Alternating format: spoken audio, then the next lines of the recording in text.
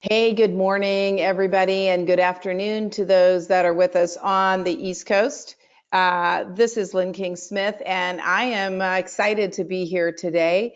And we're going to talk about something that I think has a lot of interest for folks. Every time I talk out in the industry and have visits with clients, I keep hearing about pricing, and we continue to bring you the best information that we can. So I'm super excited to have our product specialist who has a bunch of years of experience in ticketing and in setting up events and technical expertise. Comes to us actually from Ticket Alternatives, spent about 10 years there, and has been with TicketForce, I think, Michael, for what, over a year now? Over a year now, yes. All right, so it's Michael Driscoll, and he does a lot of work on the back end with TicketForce. So he's you may have met him at a conference here or there, but he is a technical expert, and we're happy to have him. So I'm going to do a brief intro on why we're talking about the pricing and the dynamic pricing and some of these functions. And honestly, some of this stuff has been there. Other stuff is fairly new that we've added. And it's a matter of really making sure that you as the client always know what your best options are for pricing your events. And so if there's something there you weren't aware of, don't feel bad. You know, some of this stuff is fairly new, and other stuff is just a matter of getting refined and learning how to best use it in your venue and your organization. Now, what we are looking at today is not the enterprise platform. I'm looking at the list of attendees here, and it looks like everybody that is here is on what we have been our legacy platform, the platform we've been on for years and years. And we call that the in-house platform. So looking over the list, that's what everybody is on.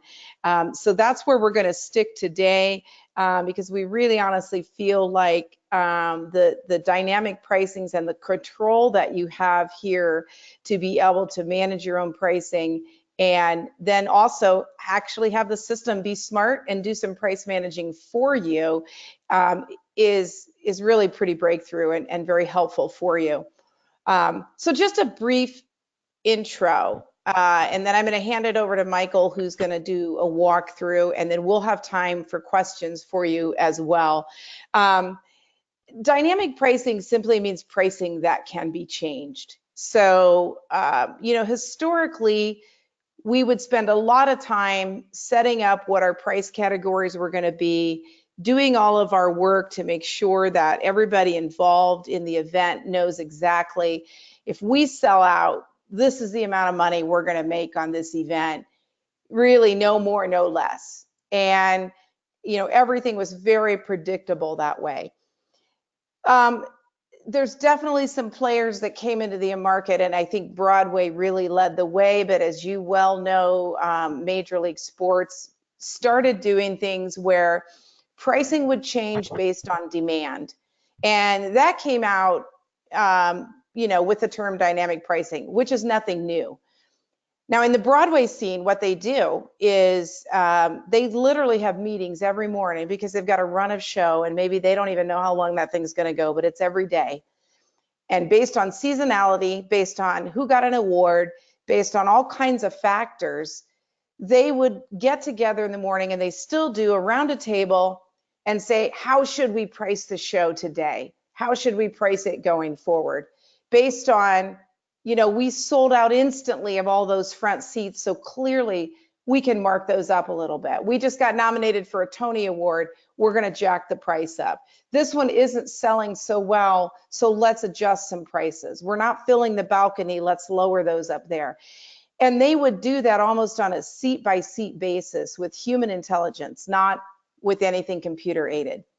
And so they really led the way on dynamic pricing. Now, nobody on this call that I'm looking at is sitting here in a Broadway house in New York with that type of dynamic pricing going on every day in your life. However, sometimes we don't get it right. Sometimes we set an event up and our most expensive ticket is $60. They're gone in 2 minutes, 10 minutes, and we see them out there on the secondary market for 120. So we all get real mad at the secondary market when that happens, and we get mad at the scalpers. And that's okay, because we can get mad at them. That's that, you know, a lot of times there's a lot of illicit stuff going on there. But we also need to look at it and go, hey, I priced that stuff at 60 and everybody paid 120 without blinking an eye. So maybe I could have gone at 100, or maybe I could have got the 120, and then maybe they wouldn't be reselling, you know, for a higher price than that. So some of what we do needs to be able to be adjusted as we're watching the sales take place. And so we call that dynamic pricing. Now, the bad side of dynamic pricing is when we go the other direction, and you may have, if you're a rental house, you may have a promoter come to you and go, hey, my show's not selling. Let's make an offer. Let's lower the price. Let's do a Groupon. Let's do a buy one, get one free. All those kind of things we start doing. Well, that's okay maybe once in a while if we've done everything else first, and maybe we do a specific section that way. But if that's our plan, then what we're doing is training our buyers not to buy early. And we're training them that if they wait a little, the price will come down. And that unfortunately has happened more often than it should in event ticketing. And there are even apps out now where you can do these last minute sales, and they show people snagging up baseball tickets for $25 that, you know, were supposed to be 100 on an app. Now, if that's a very limited amount of inventory and you're just getting rid of single seats, that's fine. But if you're training your audience to wait and save money, we all know that's not so good. So you've only got, you know, a limited number of seats to sell. We can't add more seats to increase revenues. So we really have to get it right. And sometimes there may be factors after we price a show. Somebody may all of a sudden get nominated for an award, or something bad may happen to an artist, or a lot of stuff changes, especially when we got a long sales cycle going on. So we have to be able to do some intelligent dynamic pricing. And to do that, you really need to be able to have the control and also kind of the intelligence to back it up. So before I hand it off to Michael, I'm going to bring up the airlines again, which Michael said, you're going to talk about the airlines, aren't you? And I said, yes, I am. Those of you that know me know that I make a correlation with how the airlines do ticketing and how we do ticketing in events. And we've always seen some correlations, but for the most part, they're ahead of us. They had reserved seating before we did, and they definitely had dynamic pricing. Now, they've trained you exactly opposite of how we've trained our customers. You know that if you want to get the best deal on a ticket, Mike, when do you buy it to fly? When I know I buy tickets when I make my plans. I want to get it early. You want to get it early, and if you're afraid if you wait too long, you know what, it's going to cost more, right? Absolutely. That price fluctuates all the time. Yeah, and so as that plane fills up, the price goes up, because it's all just demand pricing. And a lot of times we worry about people sitting next to each other and going, hey, how much did you pay for your ticket? You know, that really, I think, is something that's a fairly small concern, because I don't ask people sitting next to me in the airplane what they paid for their ticket. I might if I'm traveling with you, Michael, and you know we're going to go on a trip together, and I'm like, hey, how much did you get your ticket for? You know, but at the same time, I know there's really nothing I can do about it, and I'm happy to be going on the trip, and it's more a matter of curiosity for me. Now, all that said, we're going to get into what tools you can actually use to get dynamic pricing done, but I wanted to kind of lay that out so we're at least know what we're talking about. Now, there are some very expensive tools out there. TicketForce is one of them, and for the most part, what they're doing is giving you intelligence on how things are selling and creating heat maps. And it's complex. And unless you're doing some pretty massive events, it's probably overkill for what most of us need.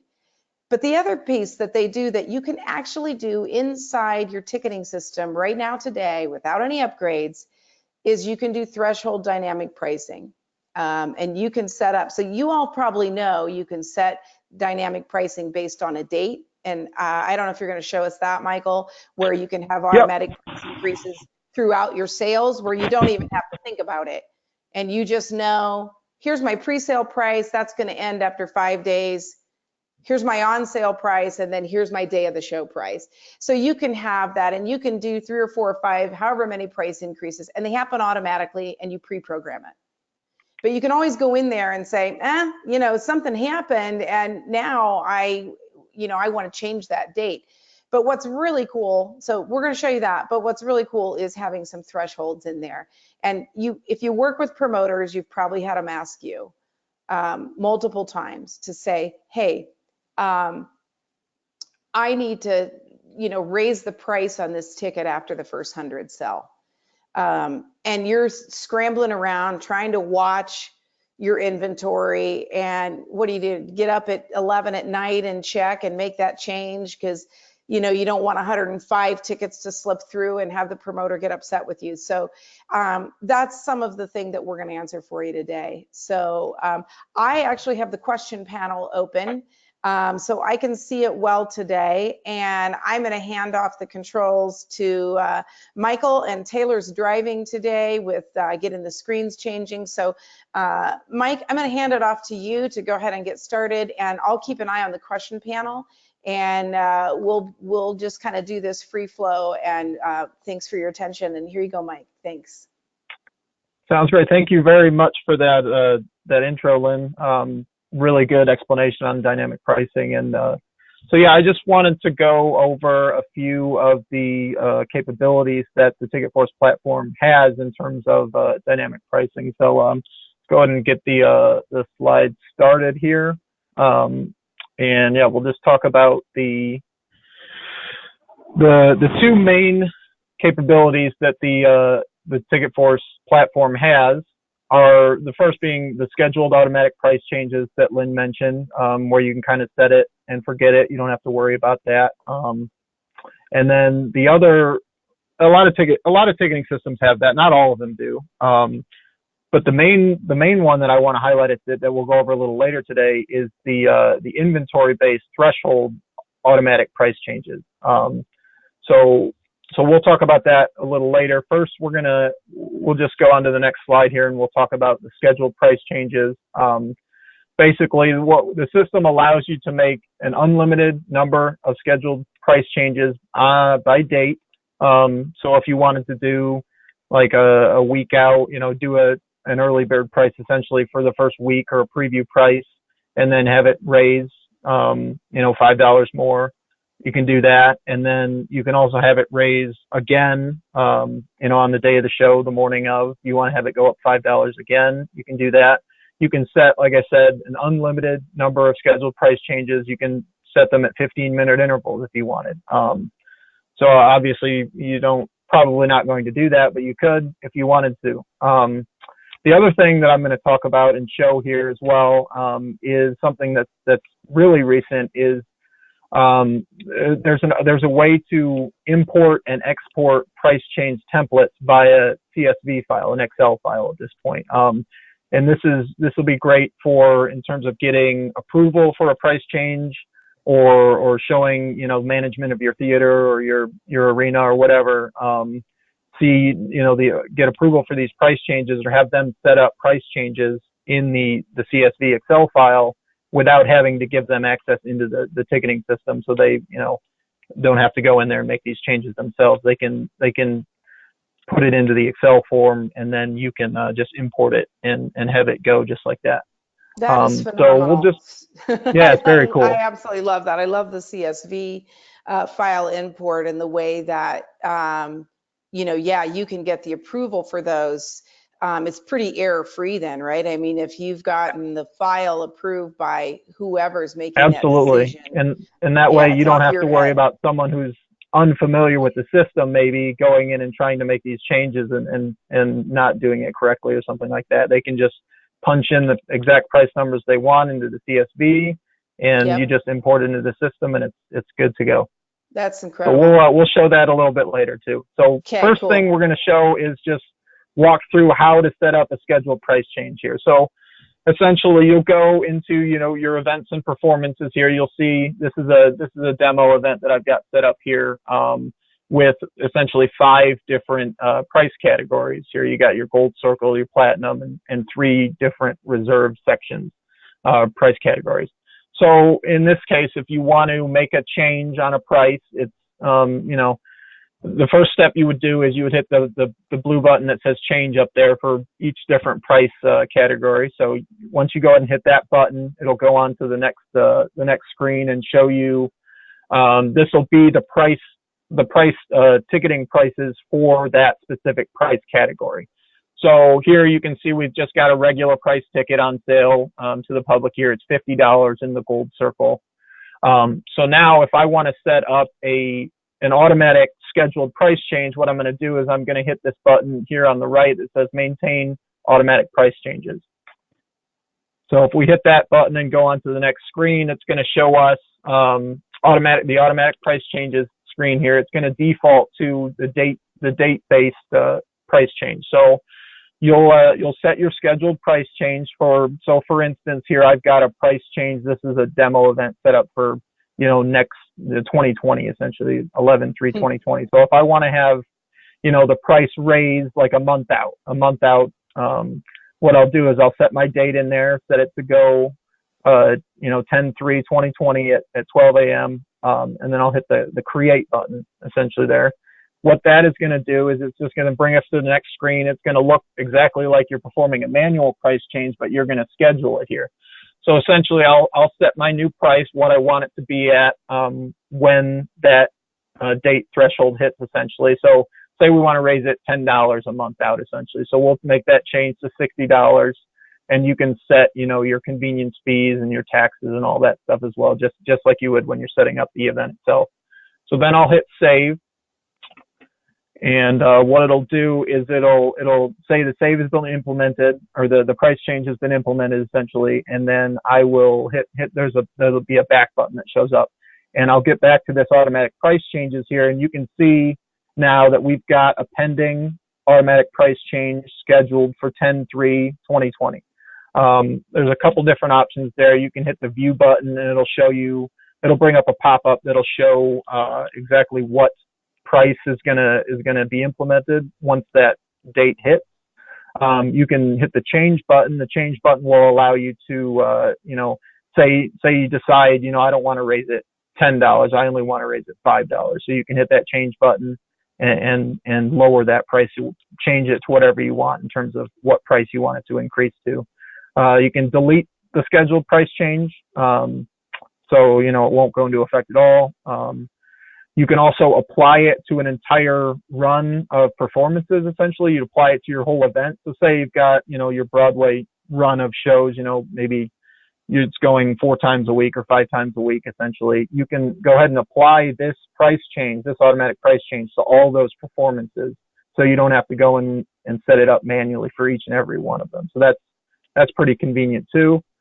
And then the last option over there is an execute now button, which essentially will execute that price change if I wanted to do it right now, as opposed to having it take effect on 10/3/2020. If I want to have it take effect on 9/25/2019, you can just hit that execute now button and it'll execute that change immediately. Hey, Mike, one thing I'm noticing on that screen where it says schedule price change on, and it gives you a date and it also gives you a time. And I've been using this system for a long time, and one of the hassles that we had a lot of folks complain about, and I hope if you don't know this is there, you see it today, was that price changes always happened at midnight. And a lot of times you might have, a pre-sale that starts at 10 a.m. And then a regular on sale that starts the next day at 10 a.m. with a different price. So this solves the problem of folks used to complain that they kind of have to get up at midnight or whatever and make a price change manually, right? And what I'm seeing there is that time can be set specifically. You'll calculate off a PST because that's where our servers are, but that's easy enough to do. And you set that time and all that could happen automatically. So if you want a change to run out at midnight, or you want it to run out at 10, or whatever time of day, you can have that price change. So I'm seeing that right, am I not, Mike? Yep, you can set those price changes to occur in 15-minute intervals. So you'll set the date, and then right there next to it where you select the time, it'll give you a drop down, and it'll be a 15-minute interval essentially. So 12:15, 12:30, 12:45, all the way 24-hour period basically. So yeah, so you can let this set it be for whatever used, time you want. Yeah, and you can have basically then pre-sale pricing run out here, right? Yep, you can set multiple in one day. You can have it run out. You can set, a price to go on sale for like a 3-hour period if you want during the day, and then have it change, later in the day. Beautiful. Absolutely. Cool. I'm excited about that. So next we'll talk a little bit about the price change templates in terms of the CSV. So essentially going forward here, what you'll do is you can go ahead and set your scheduled price change there. And instead of hitting the create button, what we're going to do is we're going to hit the button that says generate template. And that's gonna populate a little hyperlink next to it that says download template. So you'll generate the template, you'll hit the download template button, and what it'll do is it'll create a CSV file, which you see up on the screen now essentially. It's going to give you a lot of different categories, some of which I know we've had some questions about whether all of these categories need to be in there. Short answer, yes, they do. You need to, all of these different categories do need to be in there, just in terms of, what seat category is, what performance it is, what the price is, whether the box office depot is enabled. All of those categories, you don't want to change or hide any of those. But what it's going to do is it's going to show us all of our different pricing codes. It's going to show us our base price, which we had at $50. So what you would do here is if you wanted to, have it change at this point, you would set, you could set that price that in the CSV template to, say 75 or 60 or whatever you want that price to change to. And you can set it for multiple different price codes at the same time. If you had like an adult ticket and a child ticket, something like that, you would change that price there. And then you would just save the CSV file.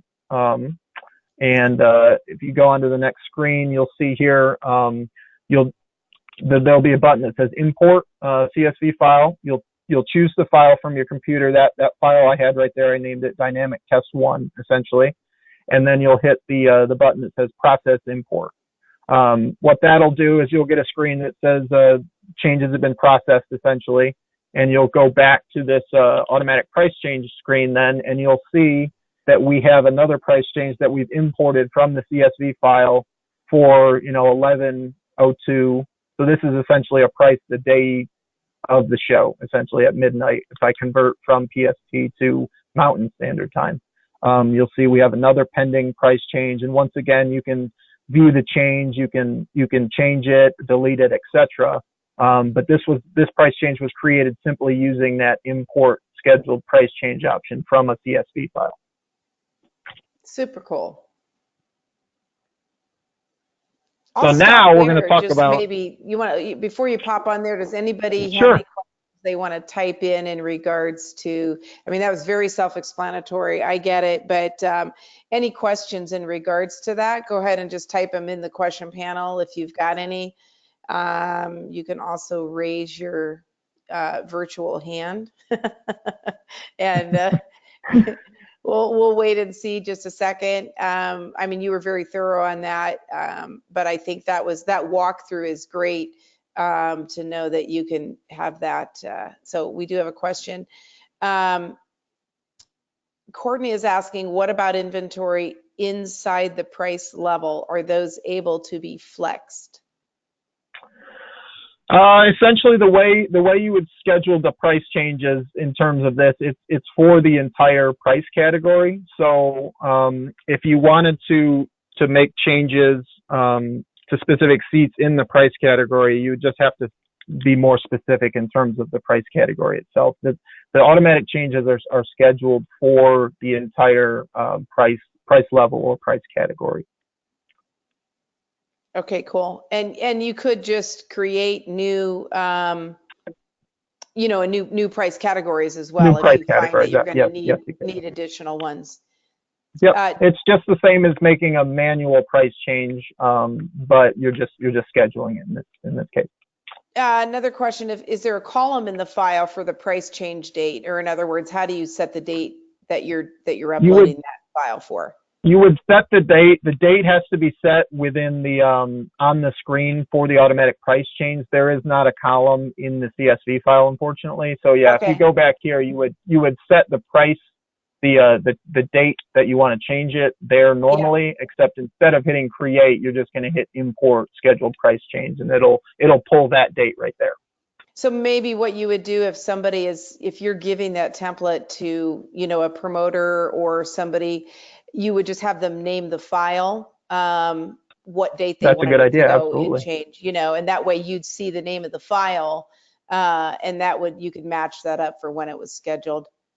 So, and then Courtney again, pricing last minute, she's saying, can you add new price levels on after the map is built now?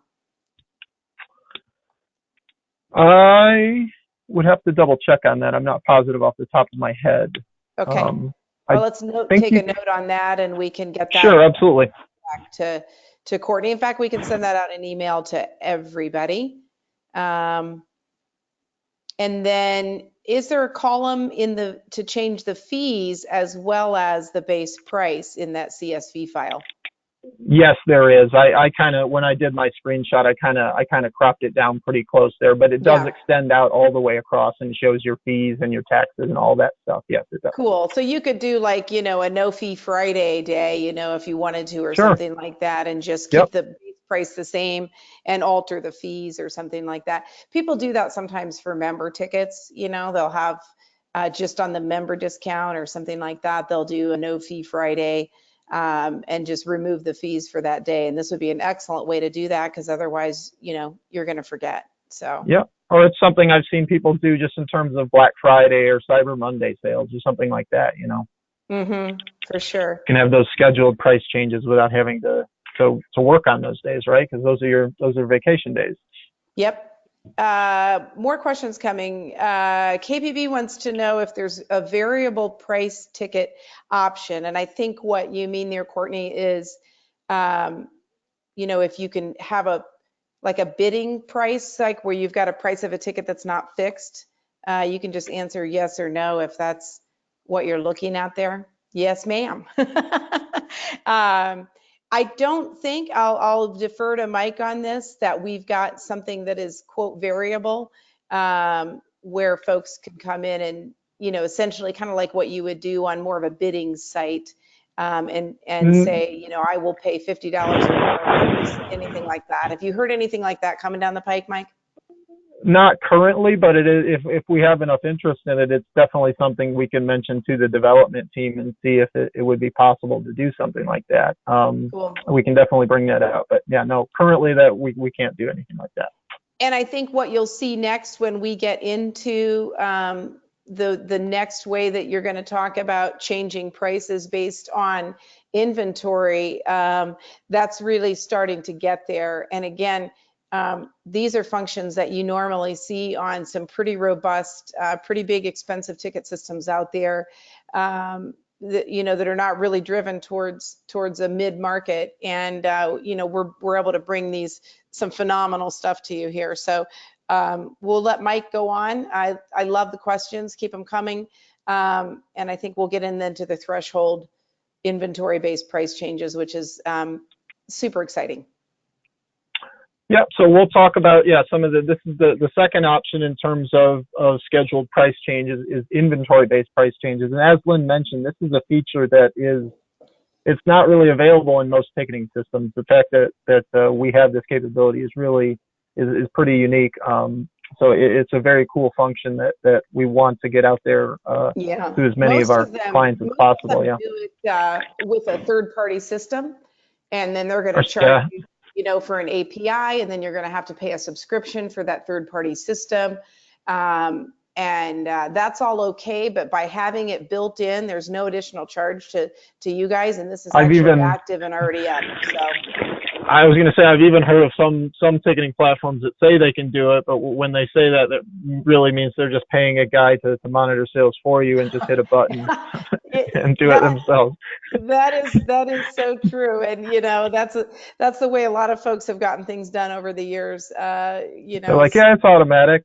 Yeah, it's automatic as Mike's sitting there going click click Yeah, click. exactly. Right. So yeah, well, there's a better way. We'll Refreshing. let you Yeah. show us, Mike.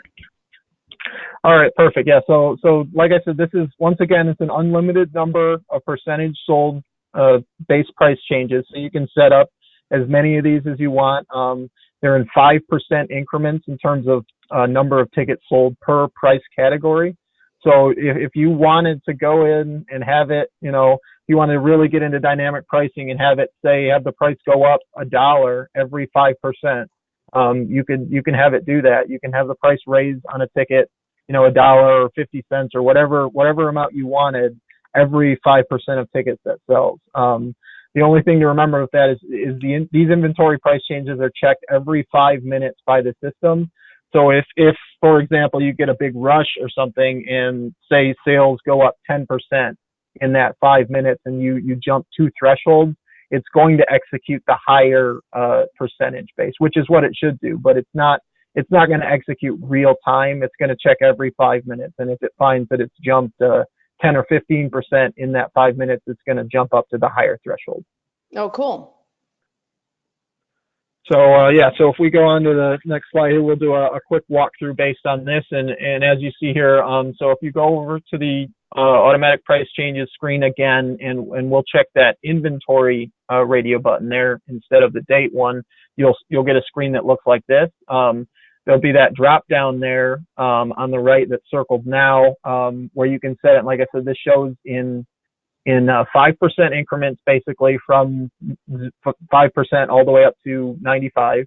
And it'll show you the number of tickets as well. So in this demo event, we have 69 total tickets in this gold circle price level. So 50% of that would be roughly 35 tickets. So we'll set our threshold, and then we'll go ahead and click that create button.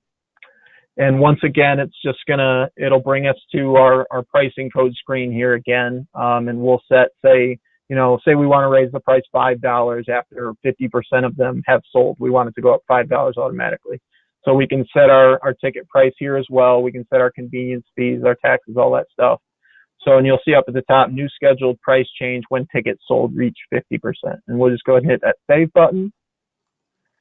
And that'll bring us back to the screen. It'll say the price change has been scheduled or implemented, and we'll hit back, and we'll show now here on this on the screen here. It shows we have a pending price change based on 50% of tickets being sold. And like I said, that's going to check every 5 minutes.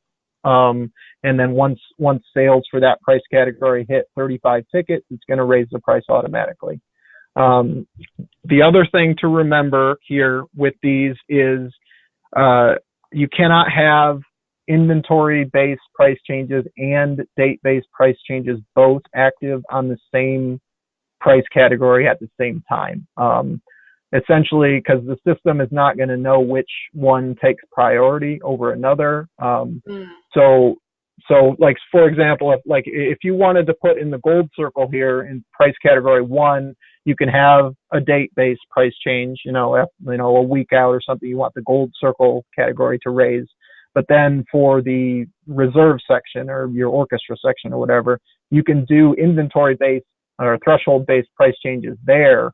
So you can have different setups in different price categories, but within the same price category, both can't be active, if that makes sense. Yeah, so you can have them going, but in separate price categories.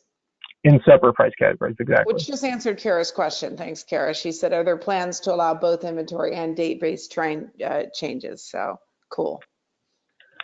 Yeah, not simultaneously within the same price category, unfortunately, just because the system will have a hard time knowing, or to do the coding to set up to know which one takes priority over another. So you can have them running concurrently, just not in the same price category.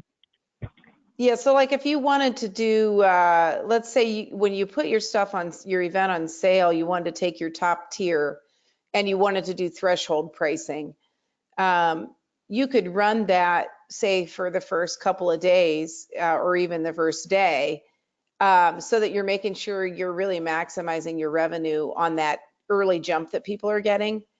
Um, and then let's say things slow down, you've basically got that thing sold out. You could then move back to a date controlled for that section if you and get, the inventory one would be done once that, and turn that off and then go to a date controlled and say, okay, now we're gonna have our price going up, 5 days before the show or something like that. Would that make sense? Yeah, absolutely. And there's no reason to say you can't come in and make a manual price change at any point during any of this as well, too. Right, right. Yeah. I did get an answer back in our Slack channel for you. Courtney, you were asking about um, can we add new price levels after the map is built? And that is still not something that you can do. However, what some folks do just to be prepared is have a couple extra price categories in there ready to go, and you just don't have to use them, and then you can change your pricing once the event is up and on sale. So if you think, if you're working with a promoter who likes to add stuff like that, you kind of add those and just don't activate them or don't put any seats on them. And then you can make those changes once you're on sale. So I hope that helps.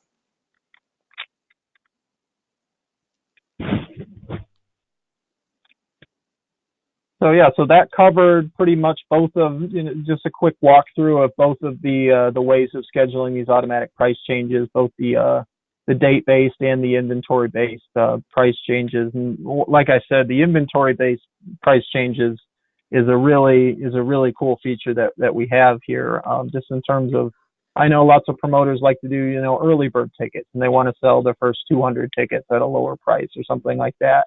And before this was the case, you had to monitor your sales and keep hitting refresh on all your reporting and all that stuff. But with this, you can set that up to occur automatically. So it's really, really cool.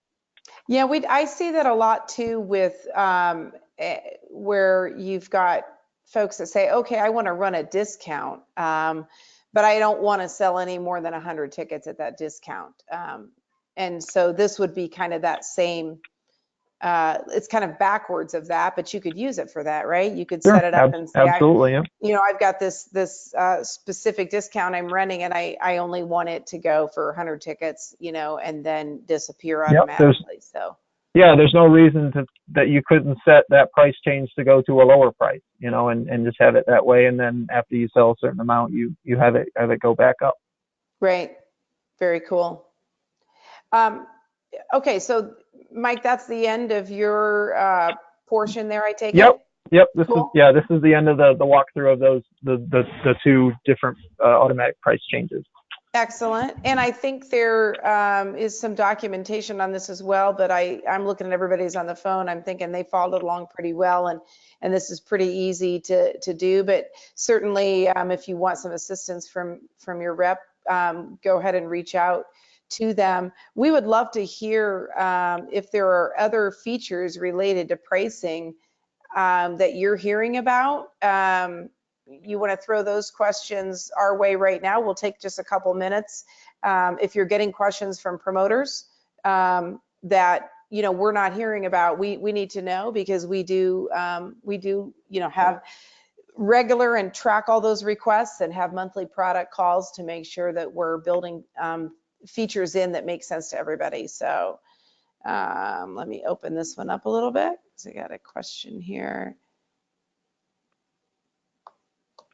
Is there going to be any price increase? Hold on. These little panels sometimes are a little hard to read.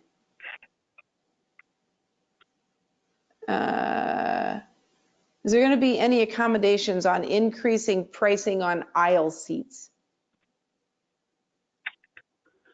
That is, once again, it goes along with just in terms of the price category setup. if you wanted to set up your aisle seats as a separate price category, that's something you could definitely do in your seat map setup. Yeah. But Yeah. currently it's just the specific price categories. We can check on the potential of doing it by specific seats, but that may get too specific in terms of what the system capabilities are. But like I Right. said, there's no reason you couldn't set the your aisle seats as a specific price category if you wanted. Yeah, it's actually not terribly unusual based on the venue. If those aisle seats are prime and those are what people want, you may just want to have a separate price category for them on the map, and then you can control them, and be kind of cool to control them dynamically as well. Yeah, absolutely. Cool. Any other questions or anything that folks on the call are hearing from your promoters, your renters, your partners, your managers, yourself, where you'd like us to press ahead on issues around pricing? Okay, well, if you think of it later, feel free to shoot us an email. I think I was trying to think if there's a general email, but we may as well just Michael, you're probably a great one. Are you Hey, Michael at ticketforce.com? Lynn. Yep, my email is just michael@ticketforce.com. Okay, great. Michael at ticketforce.com. And then I hear Taylor saying, is it TF Team? No, the team. The THETEAM. The team at The TicketForce.com. team at TicketForce. Pretty much Yep, you can just put anything at TicketForce and it'll probably find its way to us. that is true. Yeah. But, happy to introduce you guys to Michael. I think you can see his expertise here. And again, he doesn't manage, clients one-on-one. He's working for all clients, really on the product side. He'd love to hear from you on things that you would like him to bring up in product calls. And so feel free to CC him when you mention those things to your rep, so that he can keep track of those and make sure to bring those up for you. He's also got some great expert knowledge along the way with the team. So, hey, Mike, we're happy to have you, and it's super fun. You've got your first webinar under your belt now. So Thank you very much. Yeah, absolutely. It was a pleasure. Yeah, and we had a lot of fun, and I hope that this information was good and helpful for everybody on the call. We hope you guys have a great rest of the day. Again, this is recorded. Taylor will be sending out the recording so that you can listen or watch again and share it with other folks in your organization. So thanks very much from all of us here at TicketForce, and have a great rest of your day.